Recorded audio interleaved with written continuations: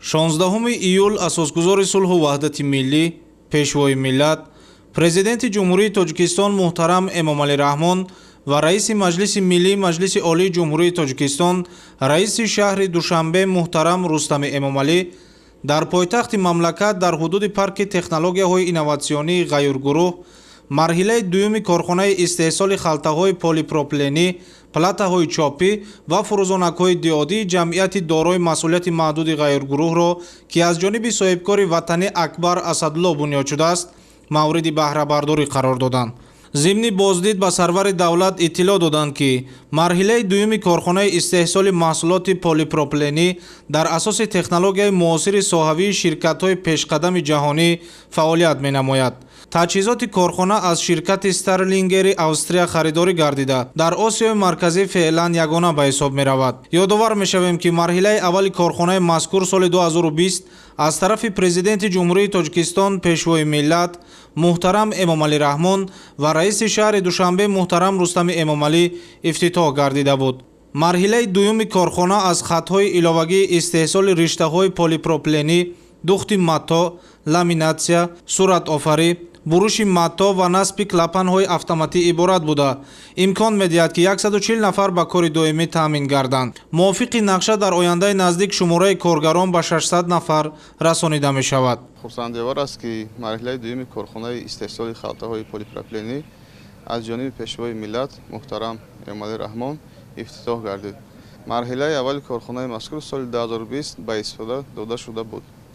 технологияи харидоргардида инноватсионӣ буда, имкон медиҳад халтаҳои дорои клапани автоматӣ истеҳсол гардад, ки суръати фаъолияти қисмати бандобасти корхонаҳои истеҳсолии мизоҷонро зуд ва хароҷотҳоро сарфа мегардонад. маҳсулоти истеҳсолии роҳафзонии соҳаи саноат аз қабили семент, гаҷ ва дигар маҳсулотҳои хокаи сохтмонӣ, аграрӣ, орд, гандум ва дигар маҳсулоти ғизоӣ, кимиёвӣ, маҳсулотҳои дигари кимиёвӣ ва ғайра ниёз ба халтаҳои полипропиленӣ дорад. иқтидори истеҳсолии корхона имкон медиҳад, ки талаботи бозори дохилӣ пурра қонеъ карда шуда, қисми боқимондаи он содирот карда шавад. иқтидори истеҳсолии корхона аз 70 миллион дона халтаҳои полипропиленӣ то ба 120 миллион дона расонида шуда. талаботи бозори дохилӣ дар соҳаҳои саноат, кишоварзӣ, кимиё ва ғайра пурра бо халтаҳои дорои клапани автоматӣ бо технологияи инноватсионӣ қонеъ мегардад. вобаста аз маҳсулоти борпечонии хориҷӣ бартараф мешавад. ҳамзамон бо афзоиш бахшидани ҳаҷми истеҳсол содироти маҳсулоти ватанӣ ба роҳ монда мешавад. насби технологияи муосир имкон медиҳад, ки корхона бе партов фаъолият намуда, боқимондаи ашёи коркардшуда ба дигар корхонаҳои саноатӣ барои истеҳсоли номгӯи дигари маҳсулоти саноатӣ равона карда шавад. ғайр аз халтаҳои барои семент, ҳамчунин ширкати ғайргурӯҳ тибқи фармоиш имкон дорад, ки тавлиди халтаҳои полипропилении орд, дигар номгӯи маҳсулоти ғизоӣ ва маҳсулоти кимиёвиро ба роҳ монад. тамоми марҳилаҳои истеҳсолии халтаҳои полипропиленӣ шурӯъ аз коркарди ашёи хом то истеҳсоли маҳсулоти ниҳоӣ ва рангу ороиши он дар худи корхонаи навтаъсис роҳандозӣ гардидааст.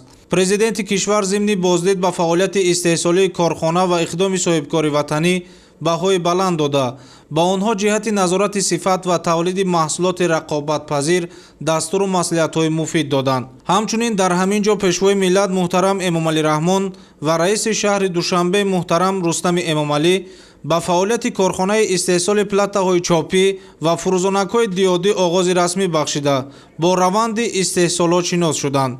таҷҳизот ва технологияи наву инноватсионӣ аз ҷумҳурии Корея, ҷумҳурии мардумии Чин ва Ҷопон харидорӣ ва ба корхона ворид гардидааст. ҷамъият дорои масъулияти маҳдуди ғайргурӯҳ ба мақсади татбиқи ҳадафи чорум миллии саноаткунонӣ бо суръати кишвар ва эълон гардидани солҳои 2022-2026 солҳои рушди саноат дар ҳудуди парки технологияҳои инноватсионии ҷамъият дорои масъулияти маҳдуди ғайргурӯҳ бо иштироки асосгузори сулҳу ваҳдати миллӣ, пешвои миллат, президенти ҷумҳурии Тоҷикистон муҳтарам Эмомалӣ Раҳмон ва раиси Маҷлиси Миллии Маҷлиси Олии Ҷумҳурии Тоҷикистон, раиси шаҳри Душанбе муҳтарам Рустами Эмомалӣ, корхонаҳои истеҳсоли халтаҳои полипропиленӣ ва корхонаи истеҳсоли платаҳои чопӣ ва фурӯзонакҳои диодӣ ифтитоҳ гардиданд. корхонаи истеҳсоли фурӯзонакҳои диодӣ ва дигар таҷҳизоти равшанидиҳанда дар кишвар ягона буда дар доираи дастуру ҳидоятҳои сарвари давлат муҳтарам Эмомалӣ Раҳмон дар роҳи таъмини саноатикунонӣ бо суръати кишвар сохта шудааст. корхонаи истеҳсоли фурӯзонакҳои диодӣ ва платаҳои чопӣ аз хатҳои автоматӣ аз ҳамдигар мустақили платаҳои чопӣ, рангу боркунӣ, насбу васли фурӯзонакҳои диодии мурудшакл, пресс-офарии оҳан, пластмасса барои фурӯзонакҳо ва ғайра иборат мебошад. хати истеҳсоли платаҳои чопӣ имкон дорад ки маҳсулоташро на танҳо барои фурӯзонакҳои диодӣ, балки барои зиёда аз 150 номгӯи таҷҳизоти барқӣ аз қабили яхдон, кондитсионер, телевизион, камераҳои назоратӣ, ҳисобкунакҳои барқӣ ва ҳамчунин мошинсозию мебелбарорӣ тавлид намояд, ки замина барои рушди дигар соҳаҳои саноат дар кишвар мегардад. бунёди корхонаи мазкур ҳамчунин имкон медиҳад ки истеҳсоли платаҳои чопӣ ва қисмҳои фурӯзонакҳои диодӣ дар дохил ба роҳ монда шуда, Тоҷикистон ба яке аз калонтарин истеҳсолкунандагони маҳсулоти мазкур дар минтақаи Осиёи Марказӣ табдил ёбад. дар маҷлисгоҳи корхонаи истеҳсоли платаҳои чопӣ ва фурӯзонакҳои диодӣ ба пешвои миллат муҳтарам Эмомалӣ Раҳмон лоиҳаҳои минбаъдаи ҷамъияти дорои масъулияти маҳдуди ғайргурӯҳ муаррифӣ карда шуд.